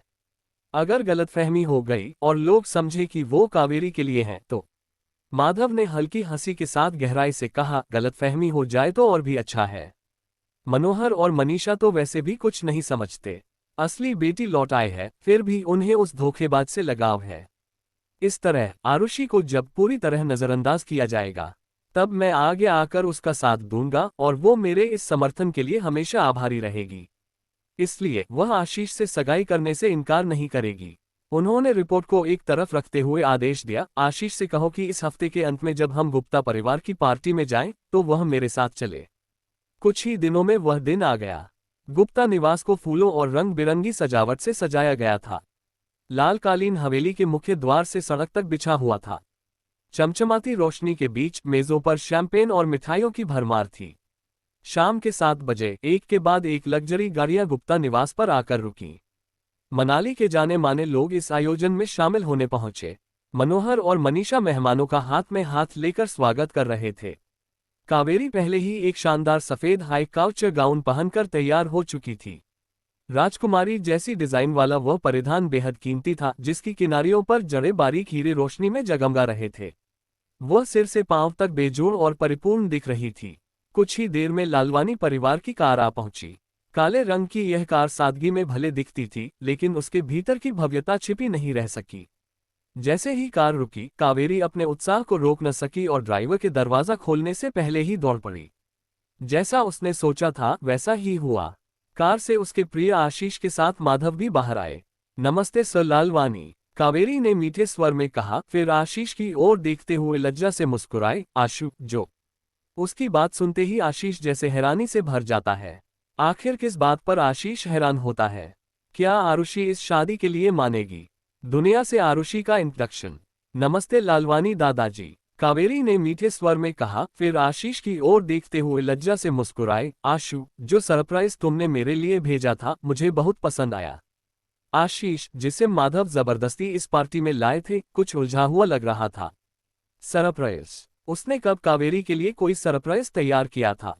फिर उसे याद आया कि कुछ समय पहले कावेरी ने उससे कोई उपहार मांगा था। शायद वो उसी की बात कर रही है। इसी कारण उसने मुस्कुराते हुए कहा, तुम्हें अच्छा लगा, ये सुनकर खुशी हुई। उसके उत्तर की पुष्टि होते ही कावेरी का चेहरा खुशी से चमक उठा। इस वक्त उसकी आंखों में सितारों जैसी चमक थी। तभी माधव ने खांसते हुए उनका ध्यान भंग किया और सीधा हवेली के भीतर चले गए। आशीष झटपट उनके पीछे चल पड़ा। अपनी खुशी में कावेरी ने यह भी नहीं देखा कि माधव ने उसे देखना तक जरूरी नहीं समझा। जैसे ही वह अंदर गए, एक और कार हवेली के सामने आकर रुकी। कावेरी ने जब देखा कि कार से कौन उतरा है तो वह खुशी से चिल्ला उठी, नाना जी। यह कोई और नहीं बल्कि करणवीर जोशी थे, मनीषा के पिता। वह देश के सर्वोच्च चिकित्सक और प्रसिद्ध हार्मनी मेडिकल सेंटर के संस्थापक थे। कभी करणवीर और मनीषा के बीच रिश्ते इतने बिगड़ चुके थे कि दोनों के संबंध लगभग टूट ही गए थे। बाद में भले ही मनीषा ने पहल की, लेकिन करणवीर ने वर्षों तक कोई प्रतिक्रिया नहीं दी और आज तक गुप्ता निवास नहीं आए। इसीलिए उनका आज यहां आना सबको चौंका गया था। नाना जी, प्रणाम, कावेरी ने चहकते हुए कहा। खुश रहो, करणवीर ने औपचारिक लहजे में कहा और बिना कुछ और बोले सीधे अंदर चले गए। कावेरी थोड़ी असमंजस में पड़ गई, लेकिन उसने ज्यादा सोचा नहीं और उनके पीछे हवेली में चली गई। हवेली के भीतर चमकती रोशनी के नीचे मेहमानों की भीड़ इकट्ठा थी। धीमी संगीत की लहरों के बीच हॉल में एक जीवंत और भव्य वातावरण बन गया था। उसी समय ऊपर से आरुषि नीचे उतरती दिखी। रोशनी में उसके हील्स की आवाज स्पाइरल सीढ़ियों पर गूंज रही थी, जिससे सबका ध्यान उसी की ओर खींच गया। सबने ऊपर निगाहें उठाईं तो देखा कि एक हल्के बैंगनी रंग के गाउन में सजी एक युवती धीरे धीरे सीढ़ियां उतर रही थी। उसका रूप मानो स्वर्ग से उतरी किसी अप्सरा जैसा था, जो भीड़ पर दृष्टि डालती हुई धीरे धीरे नीचे आ रही थी। उसकी पहली झलक के साथ ही हॉल में लोगों की सांसें थम गईं और चारों ओर से विस्मय व प्रशंसा की आवाजें उठने लगीं। किसी ने चौंकते हुए कहा, क्या ये वही बेटी है जिसे गुप्ता परिवार ने हाल ही में ढूंढा है? सुना था कि वो तो किसी गांव की अनपढ़ लड़की है, पर वो तो एक बेजोड़ सुंदरता की प्रतीक लग रही थी। उसका कस्टम गाउन ऐसा लग रहा था जैसे किसी डिजाइनर की सर्वोत्तम कृति हो। उसकी पतली कमर और कोमल कंधों को उभारता हुआ वह परिधान जैसे उसी के लिए बनाया गया हो। चलते समय उसकी स्कर्ट पर लगे हाथ से बने फूल हल्की हवा में झूमते हुए एक मोहक दृश्य रच रहे थे। उसका चेहरा मनमोहक था, तीखे नैन नक्श की सुंदरता से भरपूर थे। उसकी हड्डियों की संरचना इतनी सजीव और निर्दोष थी कि हर कोण से वह एक कलाकृति लग रही थी। रोशनी की छाया उसकी लंबी पलकों से छनकर उसके चेहरे पर पड़ रही थी और उसकी बड़ी चमकदार आंखों में एक रहस्यमय आभा थी। प्रशंसा और ईर्ष्या की मिली जुली निगाहों के बीच आरुषि धीरे धीरे अंतिम सीढ़ी तक आ गई। मनोहर और मनीषा मुस्कुराते हुए आरुषि के पास आए और मेहमानों से उसका परिचय कराते हुए बोले, ये है मेरी बेटी आरुषि गुप्ता। यह मेरी वो संतान है जिसे मैंने जन्म दिया है। सालों पहले एक हादसे में हम इसे खो बैठे थे, लेकिन सौभाग्य से अब भी देर नहीं हुई और हमारी बेटी हमारे पास लौट आई है। और मैं आप सभी का तहे दिल से धन्यवाद करता हूं कि आप हमारे परिवार के इस पुनर्मिलन के साक्षी बनने आए। चारों ओर से बधाइयों की आवाजें आने लगीं, माहौल खुशनुमा हो गया। मनोहर मेहमानों से मिलते और बातें करते रहे, जबकि मनीषा को जैसे ही करणवीर जोशी के आने की खबर मिली, वह आरुषि को लेकर तुरंत उनकी ओर बढ़ी। करणवीर का अपनी बेटी मनीषा से व्यवहार अब भी ठंडा था, लेकिन जब उनकी नजर आरुषि पर पड़ी तो वह अचानक ठिठक गए। वह चौंक गए थे। वो तो यहाँ सिर्फ इसलिए आए थे क्योंकि माधव ने उन्हें उस लड़की के बारे में बताया था जिसने एक ब्रोच के जरिए उनका जीवन बचा लिया था। पर जब करणवीर ने दबाव डाला, तब जाकर माधव ने बताया कि वह चमत्कारी लड़की कोई और नहीं बल्कि गुप्ता परिवार की हाल ही में लौटी उनकी असली बेटी आरुषि गुप्ता थी। वह आरुषि की बायोलॉजिकल नातिनी थी। करणवीर ने सीधे सवाल किया, तुम्हें चिकित्सा का ज्ञान है?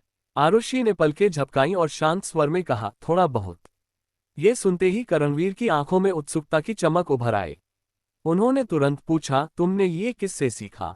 तुम्हारे गुरु कौन है? आरुषि ने पूरी ईमानदारी से उत्तर दिया, मेरा कोई गुरु नहीं है, मैंने खुद ही सीखा है। ये सुनकर करणवीर का चेहरा हल्का सा फीका पड़ गया। उन्होंने आरुषि की ओर संदेह और जिज्ञासा से देखा। उन्हें यकीन नहीं हुआ। बिना गुरु के कोई कैसे सुई के जरिए जान बचाना सीख सकता है। उन्हें लगा या तो आरुषि झूठ बोल रही है या फिर माधव का बच जाना महज एक इत्तेफाक था। एक लंबी सांस छोड़ते हुए उन्होंने सिर हिलाया और कहा, ठीक है, 2-3 दिन में मेरी क्लिनिक पर आ जाना। अब ये छोटी मोटी जड़ी बूटियां उबालने का काम छोड़ दो, मुझसे ज्यादा कुछ सीख सकोगी। और हाँ, ये मेरी ओर से तुम्हारे लिए एक छोटा सा तोहफा है। उन्होंने उसे एक लिफाफा थमाया जिसमें पैसे नहीं बल्कि एक कार्ड था। आरुषि ने आदरपूर्वक उसे स्वीकार करते हुए कहा, धन्यवाद नाना जी। करणवीर ने सिर हिलाया और दोनों हाथ पीछे बांधते हुए वहां से चले गए। मनीषा कई बार बातचीत में शामिल होने की कोशिश करती रहीं, लेकिन उन्हें अवसर ही नहीं मिला। जब करणवीर चले गए तब उन्होंने आरुषि की ओर मुड़कर पूछा, आरु, तुम मेडिकल सेंटर में काम करती हो? तुमने कभी बताया नहीं। क्या तुम्हें सच में चिकित्सा में रुचि है? आरुषि हल्की मुस्कान के साथ बोली, मैं वहां काम इसलिए करती हूं क्योंकि मैं गरीब हूं और जहां मुझे दिन के 200 रुपये मिलते हैं। मनीषा कुछ क्षणों के लिए स्तब्ध रह गईं। उनका चेहरा सख्त हो गया। उन्हें याद आया कि आरुषि की जिंदगी वापसी से पहले कितनी कठिन रही होगी, लेकिन उन्हें यह अंदाजा नहीं था कि हालात इतने बुरे थे। उन्हें सहानुभूति भी हुई और अपराधबोध भी, लेकिन अब इन भावनाओं का कोई अर्थ नहीं था। जैसे जैसे पार्टी आगे बढ़ी, आरुषि को माहौल और उबाऊ लगने लगा। इसी कारण वह चुपचाप वहां से निकलने लगी। उसे यह एहसास नहीं हुआ कि कोई ठीक उसके पीछे खड़ा था। जैसे ही वह घूमी, वह लगभग उससे टकरा ही गई। वह झट से पीछे हटी, लेकिन वह व्यक्ति उसके गाउन पर पैर रख चुका था जिससे उसका संतुलन बिगड़ गया और वह गिरने ही वाली थी। सावधान! एक जोड़ी हाथों ने समय रहते उसे थाम लिया। साथ ही एक मुलायम और विनम्र आवाज आई। वह आशीष था। पिछले जीवन में ठीक इसी पल पर आरुषि का हाथ घायल हो गया था और लोग उसे गोद ली हुई बेटी कहकर ताना मारते थे। तब आशीष ही वह था जिसने आगे बढ़कर मुस्कुराते हुए कहा था, अगर डर लग रहा है तो मैं तुम्हारा हाथ पकड़ सकता हूँ। युवावस्था का मोह अक्सर अचानक आता है, वो भी बिना चेतावनी के। मगर फिर क्या हुआ था? आशीष ने उसे जेल भेजा, उसे निराशा में डुबो दिया और फिर उसकी मृत्यु को ठंडेपन से देखता रहा। एक पल में ही आरुषि की आंखों की नमी बर्फ बन गई। उसने लगभग सहज प्रतिक्रिया में आशीष का हाथ झटक दिया। दफा हो जाओ, आरुषि ने कठोर स्वर में कहा और मुड़कर चल दी। लेकिन आशीष ने उसका रास्ता रोक लिया। अब भी उसकी आवाज विनम्र थी, लेकिन स्वर में दृढ़ता थी। मिस गुप्ता, मैंने सिर्फ आपकी मदद की और आप मुझे उल्टा डांट रही हैं। ये कुछ ज्यादा नहीं हुआ? उसके सवाल पर आरुषि ने व्यंग्य से कहा, तुम जानबूझकर चुपचाप पीछे खड़े थे, है न? आशीष कुछ क्षणों के लिए अचकचा गया। उसका चेहरा थोड़ा असहज दिखा। फिर उसने अपने सदाबहार सभ्य रवैये को अपनाते हुए माफी मांगी, माफ कीजिए, मुझे कुछ कहना था लेकिन मौका नहीं मिला। पर मेरा इरादा असभ्यता का नहीं था। अगर तुम्हें पता है कि तुमने बदतमीजी की है तो हट जाओ। आरुषि का चेहरा निस्संग था, उसकी आंखों में तिरस्कार की स्पष्ट झलक थी। आशीष कुछ पल के लिए चुप रहा, फिर उलझन में पूछा, तुम्हें मुझसे इतनी नफरत क्यों है? मैंने ऐसा क्या किया है? आरुषि ने कोई जवाब देना जरूरी नहीं समझा। उसने बस उसे हल्के से उसे परे धकेला और आगे बढ़ गई। ये झड़प इतनी हल्की थी कि किसी का ध्यान नहीं गया, लेकिन दुर्भाग्य से कावेरी ठीक उसी समय आशीष को ढूंढते हुए वहां पहुंच गई और उसने आरुषि और आशीष को एक दूसरे को पकड़ते और झटकते देखा। एक पल में ही कावेरी का दिल जल उठा। ईर्ष्या और गुस्से की लपट उसके चेहरे पर दिखने लगी। उसने ऊंची आवाज में कहा, तुम दोनों क्या कर रहे हो? शुरुआत में कुछ ही लोगों ने इस हलचल पर ध्यान दिया था, लेकिन जैसे ही कावेरी ने चिल्लाया, लगभग सभी की निगाहें उसी ओर घूम गईं। आरुषि को घिन महसूस हुई। आशीष की मौजूदगी से उसे ऐसा लग रहा था जैसे हवा भी सड़ चुकी हो। उसने तय किया कि अब वह इस हॉल में और नहीं रुकेगी। सबकी उत्सुक निगाहों की परवाह किए बिना वह बाहर बगीचे की ओर चली गई ताकि कुछ ताज़ी हवा मिल सके। बाहर की रात बहुत खूबसूरत थी। चांदनी चमक रही थी और हल्की ठंडी हवा फूलों की खुशबू लेकर बह रही थी। जैसे ही उसका तनाव कुछ कम हुआ, उसे अचानक खून की हल्की गंध महसूस हुई, जिसे सूंघते ही वो सोचने लगी कि क्या आसपास कोई घायल था। आरुषि ने उस गंध का पीछा करना शुरू किया। वह धीरे धीरे सावधानी से उस दिशा में बढ़ी जहां से गंध आ रही थी। वह एक घने गुलाबों के बगीचे से होकर निकली और एक मोड़ पर पहुंची तो देखा कि एक लाश पत्थरों वाले रास्ते पर अजीब सी मुद्रा में पड़ी थी। उस शव के सामने एक लंबा, दुबला पतला व्यक्ति खड़ा था। वह आदमी अंधेरे में था, उसकी लंबी और खूबसूरत उंगलियां खून से सनी थीं और वह बड़े ही सधे हुए अंदाज में, जैसे उसे कीटाणुओं से बेहद चिढ़ हो, अपने हाथ रूमाल से पोंछ रहा था। आखिर कौन है वहां पर? क्या आरुषि के कत्ल देख रही है? जानने के लिए बने रहिए हमारे साथ। अगर आपको ये कहानी पसंद आती है तो प्लीज इसे लाइक, कमेंट और शेयर करें और हमेशा खुश रहे और साथ ही साथ मुस्कुराते रहे। Thanks for watching my friends.